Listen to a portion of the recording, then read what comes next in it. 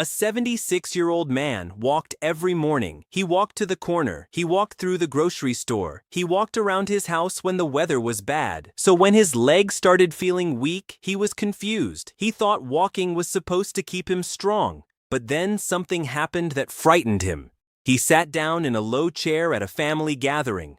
When it was time to stand, he leaned forward, pushed hard through both arms, and still could not get up on the first try. Everyone around him kept talking, but inside, he felt a quiet panic. He realized he could still walk, but he was losing the strength to lift his own body. I am Dr. James Walker, and this is one of the most important truths every adult over 60 needs to hear. Walking is excellent. It supports the heart, it helps circulation, it improves mood, it keeps the joints moving. But walking alone may not be enough to protect the strength, balance, and control you need for daily independence. You do not lose independence because you suddenly forget how to walk. You often lose it more quietly. You begin struggling to stand from a chair. You need both hands to rise from the toilet. You hesitate before stepping off a curb. You hold the wall while putting on your shoes. You avoid stairs. You stop carrying groceries. Then, because these activities feel harder, you begin doing less. That is when weakness starts growing faster. Today, I am going to show you 5 simple movements that can help strengthen the muscles older adults need most. You will not need to lie on the floor. You will not need heavy weights. You will not need a gym. You will need a sturdy chair, a wall or counter, and a few minutes of focused effort. And the first movement may be the most valuable exercise you can practice after 70. Before we begin, hit the subscribe button if you want simple, practical health guidance designed specifically for older adults. Most people wait until weakness becomes serious before they do anything about it. Subscribing now means you will keep receiving reminders that help you act earlier, while your strength is still easier to rebuild. Now let us talk about why walking is not enough by itself. Walking is a repeated forward movement. It mainly trains endurance. That means it helps your body continue moving for longer periods. But daily life asks your muscles to do much more than move forward. You must lift your body against gravity. You must control yourself while sitting down. You must raise your feet high enough to avoid tripping. You must steady yourself when turning. You must react when the ground is uneven. You must push, pull, reach, and correct your balance. These actions require strength. They require coordination, they require balance, and they require the brain and muscles to work together quickly. After 60, muscle can gradually shrink if it is not challenged. This age-related loss of muscle is often called sarcopenia. You do not need to remember the medical term, just remember what it does. It makes standing harder. It makes stairs harder. It makes the legs feel heavy. It shortens your steps. It reduces your ability to catch yourself if you lose balance. And once confidence falls, activity often falls with it. This creates a dangerous cycle. Weakness makes movement difficult. Difficulty creates fear. Fear causes less movement. Less movement creates more weakness. The goal of today's routine is to interrupt that cycle. The first movement is the chair stand. This is the movement I want you to remember even if you forget everything else. Why? Because standing from a chair is one of the clearest signs of practical strength. Your thighs must work. Your hips must work. Your buttock muscles must work. Your abdomen and back must stabilize you. Your feet and ankles must keep you balanced. The chair stand trains almost everything you need to remain independent. Now let us do it safely. Choose a sturdy chair. Do not use a chair with wheels. If the chair might slide, place it against a wall. Sit near the front edge. Place both feet flat on the floor. Keep them about shoulder width apart. Move your feet slightly backward so your heels are not too far in front of your knees. Sit tall. Look forward. Lean your chest slightly forward from the hips. Then press your feet into the floor and slowly stand. Once you are upright, pause. Do not lock your knees. Then push your hips slightly backward, bend your knees, and lower yourself slowly until you touch the chair. That is 1 repetition. Notice that I said slowly. Standing quickly and dropping back into the chair may allow momentum to do the work. Lowering with control forces the muscles to stay active. If you cannot stand without using your hands, use them. Place your hands on the armrests or push lightly from your thighs. There is no shame in support. Support is not failure. Support is how you practice safely until the muscles become stronger. Start with 3 to 5 repetitions. Rest. If you feel steady, do another set. Over time, work toward 8, then 10. The goal is not to exhaust yourself, the goal is to make daily standing easier. Now, here is something many people miss. Your chair is not just furniture, it can become a strength test. Ask yourself this: can you stand without pulling on something? Can you lower yourself without dropping? Can you repeat the movement several times while staying balanced? If the answer is no, that is not a reason to feel embarrassed. It is information, and information gives you a place to start. If this is already helping you see your body differently, subscribe now and stay with this channel. The most dangerous weakness is often the weakness people do not notice until a fall, a hospital stay, or a sudden loss of confidence exposes it.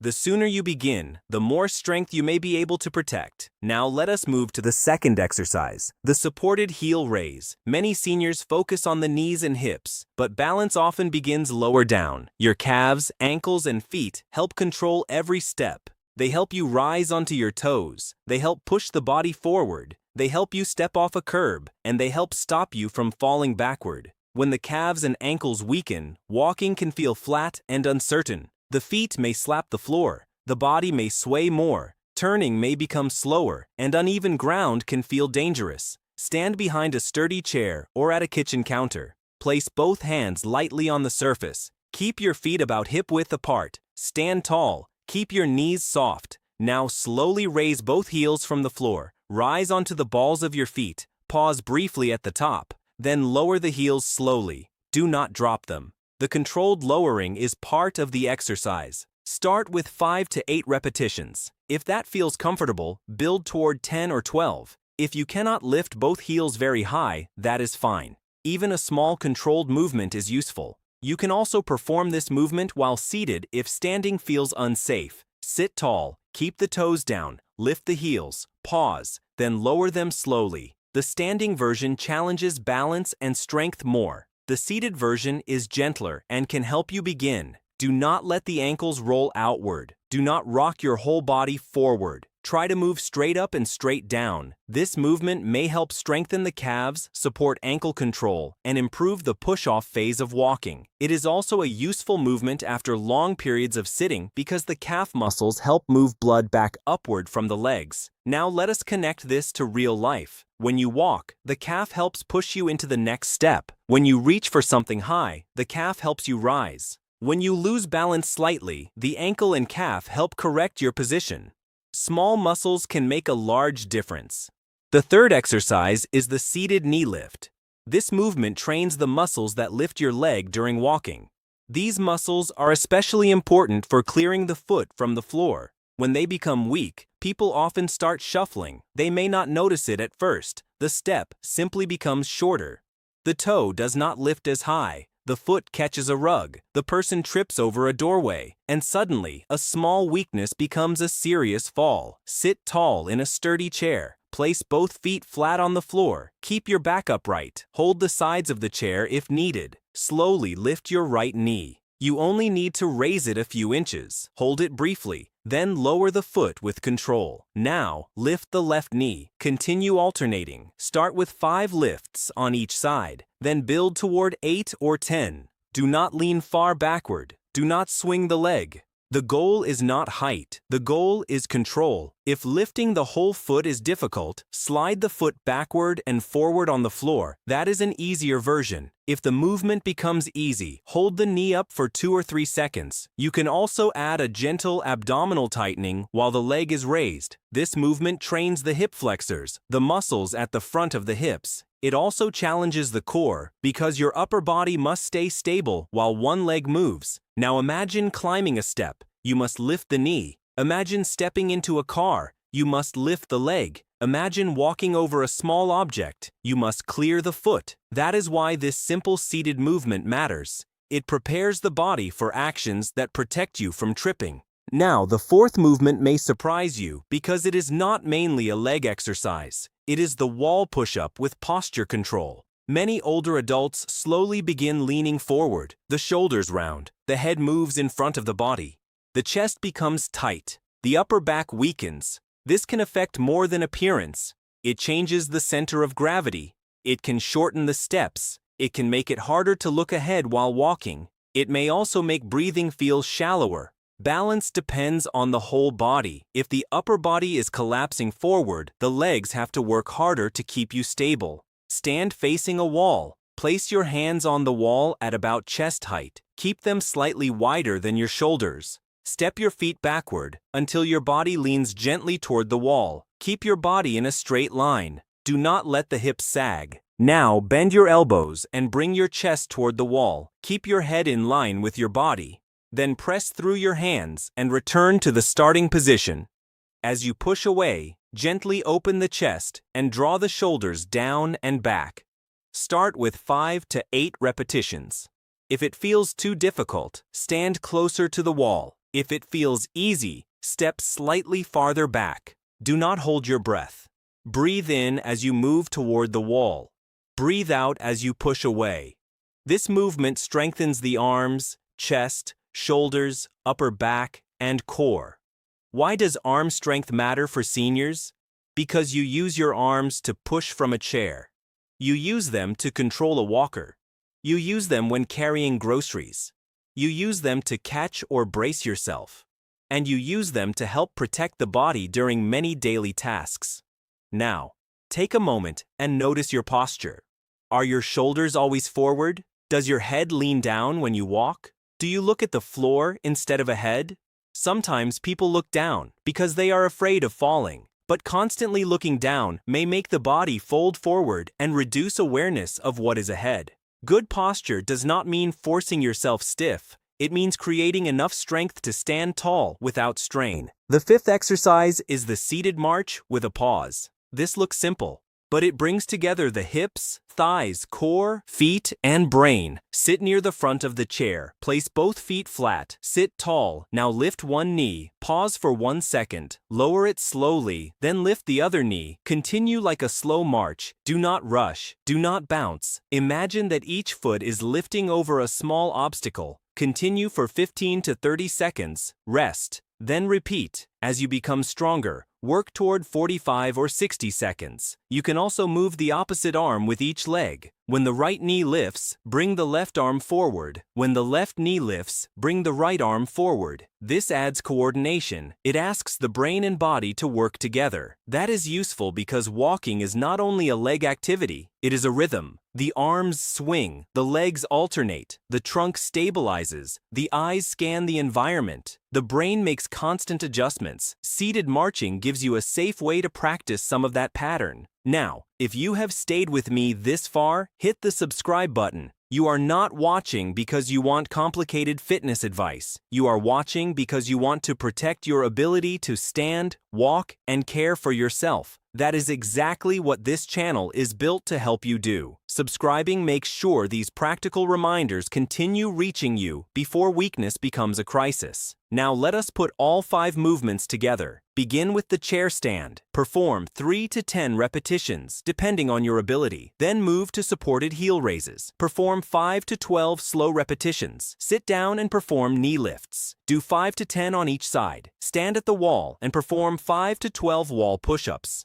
Then return to the chair and march slowly for 15 to 60 seconds. This routine may take only 5 to 10 minutes, but do not underestimate what a few focused minutes can do when repeated. Strength grows through repeated signals. Your body does not need one heroic workout. It needs regular reminders. We still use these muscles. We still need balance. We still need control. We still need strength. Start with the routine 3 days per week.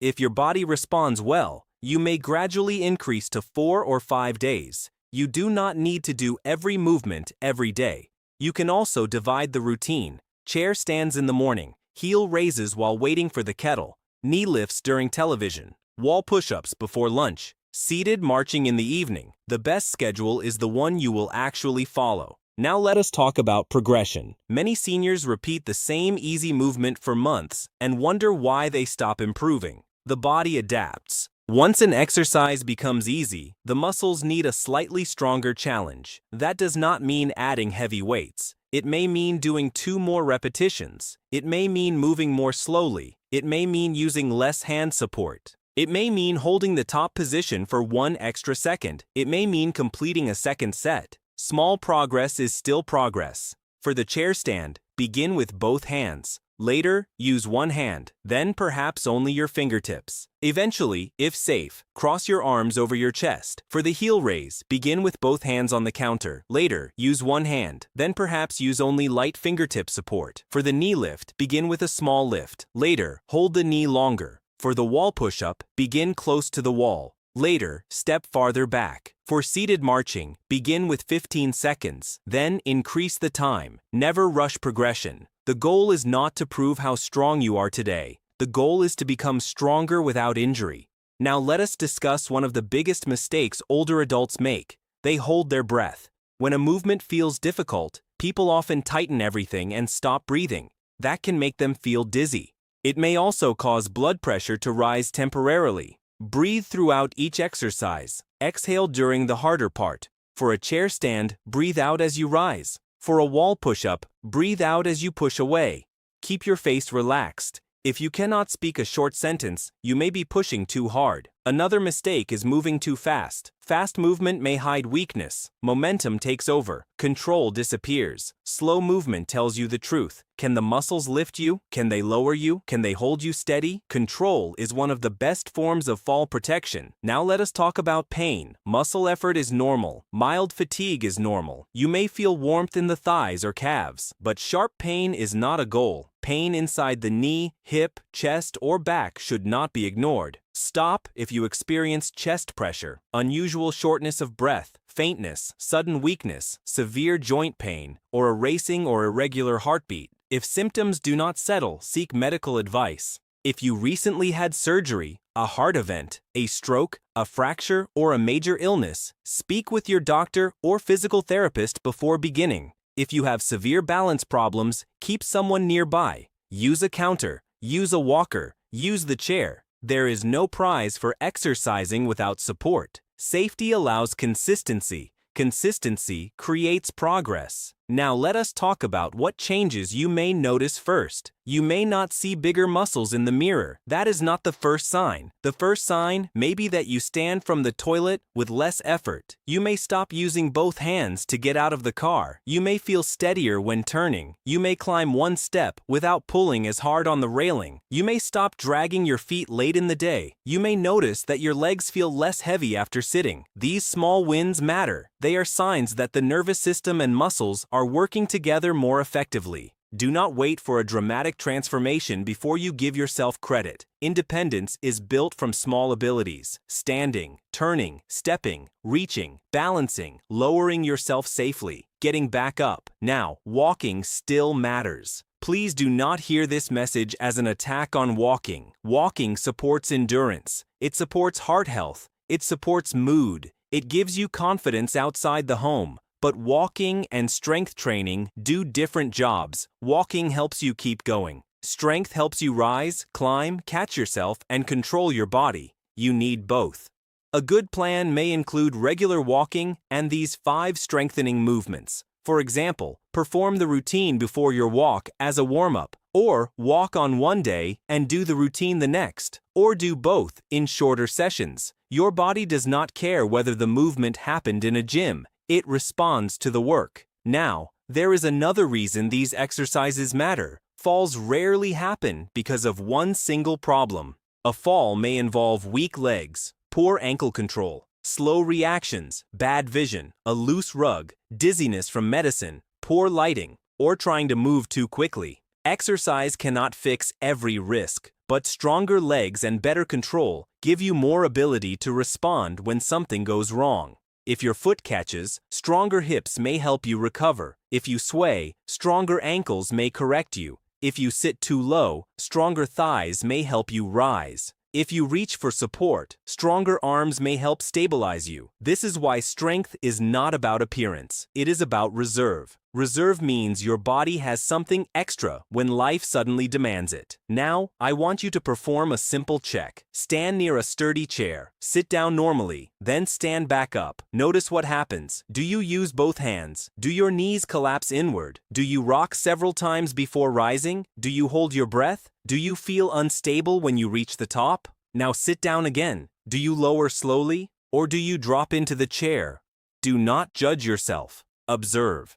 This is your starting point. Repeat the same check after several weeks of consistent practice. You may be surprised by the difference. Now, if you are serious about protecting your independence, subscribe before you leave. Aging well is not built from one video or one perfect week. It is built from repeated guidance, small corrections, and habits that continue month after month. This channel is here to help you keep making those small corrections before they become major problems. Now, let us make the routine easy to remember. Stand, rise onto the toes, lift the knees, push the wall, march in the chair. 5 movements, 5 ways to remind the body that strength is still required. Do not wait until you feel ready. Most people do not feel ready before they begin. Readiness often comes after the first few repetitions. Start with what you can do. If 3 chair stands are difficult, do 3. If you can only lift the heels slightly, lift them slightly. If you march for 10 seconds, that still counts. Your current ability is not your final ability. The body can adapt. Older muscles can become stronger. Balance can improve. Movement can become more confident, but only when the body receives a reason to change. Sitting sends one message. Strength is no longer needed. Controlled exercise sends another. Keep this muscle. Use this connection. Protect this ability. That message matters at every age. Now let me leave you with a simple weekly plan. On 3 days each week, complete the full routine. On the other days, walk if it is safe. During long periods of sitting, perform seated marching or heel raises. Practice standing from a chair instead of pulling yourself up whenever possible. Use the environment around you. The kitchen counter becomes balance support. The wall becomes exercise equipment. The chair becomes a strength tool. Your home can become a place where independence is trained. And remember this, the goal is not to become younger. The goal is to remain capable. Capable of standing, capable of walking, capable of climbing, capable of carrying, capable of recovering when balance shifts, capable of living with less fear. That is what strength after 70 should mean. I am Dr. James Walker. Keep walking, but do not only walk. Train your legs to lift you. Train your ankles to steady you. Train your hips to raise your feet, train your upper body to support you, and train your brain and muscles to move together. Your body is still listening. Give it the message that strength, balance, and independence are still needed.